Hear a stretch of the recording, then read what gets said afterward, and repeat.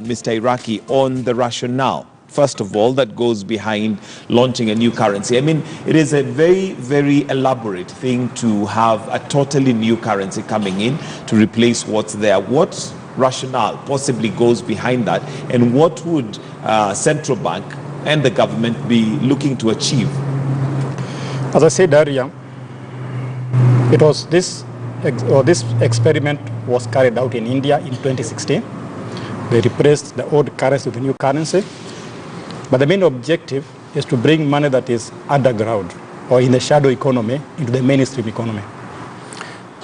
The assumption is that if you are corrupt, if you are dealing with some shadow business, you don't use the formal system. You don't use the banking, use currency. And especially since the banks introduced a system where if you're going to withdraw more than $1 million or deposit more than $1 million, you have to explain. And also since the banks were fined for harboring money from NYS. So the thinking is that if you can remove the big currencies, which people use to keep illicit proceeds from trade and illegal business and so on. Which they're not channeling through the system, yes, the formal system. There's one way to punish them. So that when we are bringing that money that you have been keeping, we should ask you, where had you kept it? And then we can get you. That's one thinking. The other one is to bring that money to the formal economy. But the question has always been, as I would keep on asking that, how much money is kept like that? Is it possible that some of that money has been converted into dollars and euros? So until this particular decision has landed to the far end or to the conclusive end, we cannot tell really the effect of that. But I think the intention is to reduce corruption because there's a feeling that a lot of money has been kept in our homes and elsewhere. And there has been police reports of police raiding a certain home, finding a certain amount of money in hard currency and also local currency.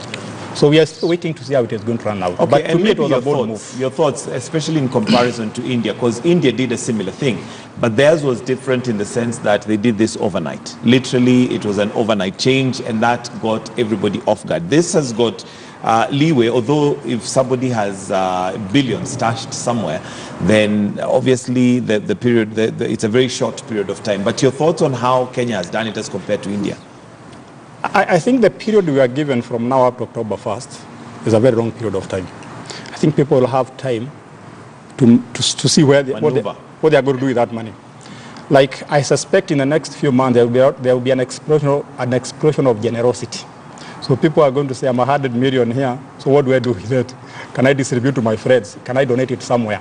So I think to me that time period is too long. It should have been shorter than that if you want to achieve your objectives. All right. And for those of us who possibly may have missed the Madaraka Day celebration rollout, we do have the governor for CBK's soundbite. That is Patrick Njoroge, as he made the announcement.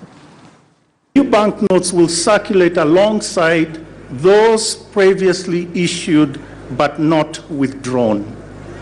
However, we have assessed the grave concern that our large banknotes, particularly the older 1,000 shillings series, they are being used for illicit financial flows in Kenya and also other countries in the region.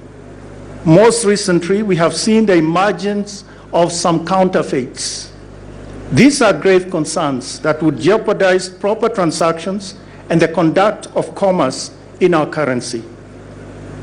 To deal conclusively with these concerns, all the older 1,000 shilling series shall be withdrawn.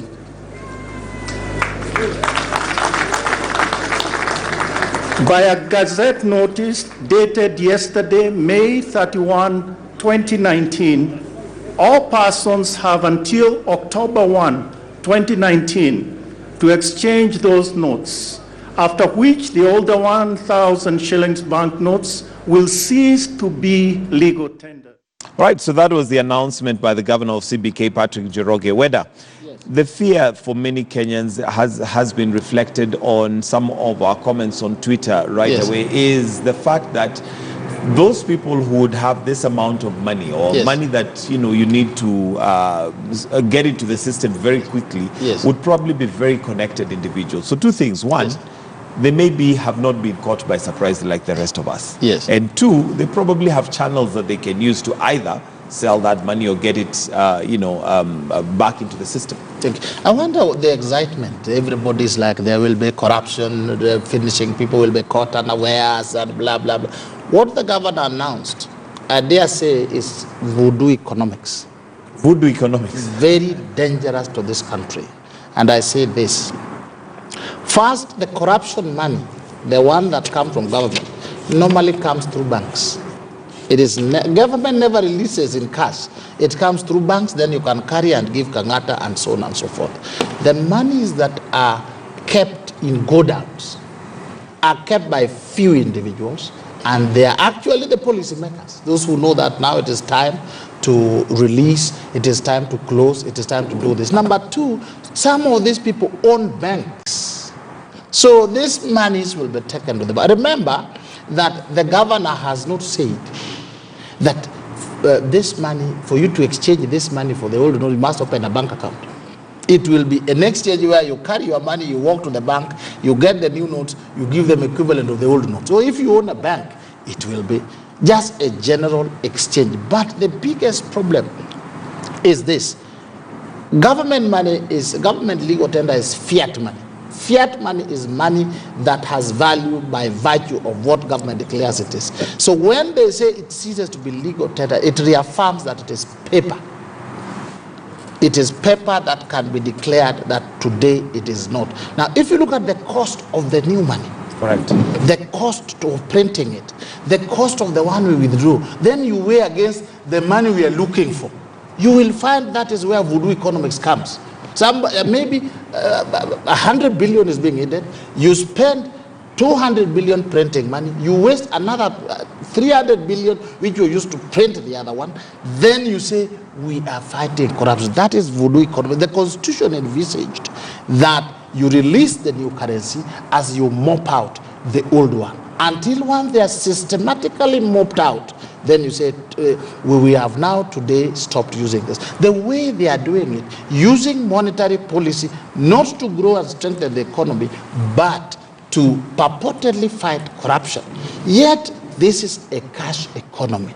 A lot of every Kenyan of average class you will find has 1 or 2 or 3 or 5 or 10,000 at home. Those are what, when you add together, runs into a portion. But the corruption money they are purportedly looking for, they are in the hands of a few people, and they know those people. And those people are policy makers. And they have already returned or changed, or they will return systematically. They have a system that they can so do that. when Kenyans are happy, oh, corruption, I look at them and say, God, these guys are playing you. Let the governor not use the Kenyan psyche to purportedly fight corruption. Corruption is fought in a different way. This money is in the go-downs will find themselves back, and there will be no avalanche of buying property or generosity, as they say. There's nothing. If I had $1 billion or $2 billion kept in my go-down, I knew very well the constitution requires that this money be retired. It had also been indicated when the money is being printed. It is not a secret.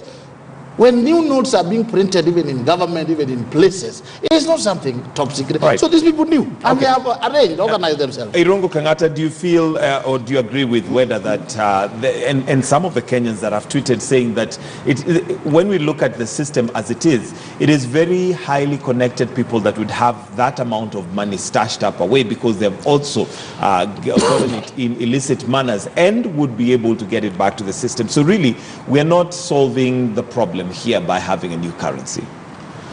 It was not the government intention to catch people off guard or do this policy in an abrupt manner. In fact, otherwise there would be no reason to give people a notice. A 3 months window, I don't know what window. It is not an idea of doing something abrupt. No, the idea is essentially to ensure people formalize the money they are holding at home. And you move that money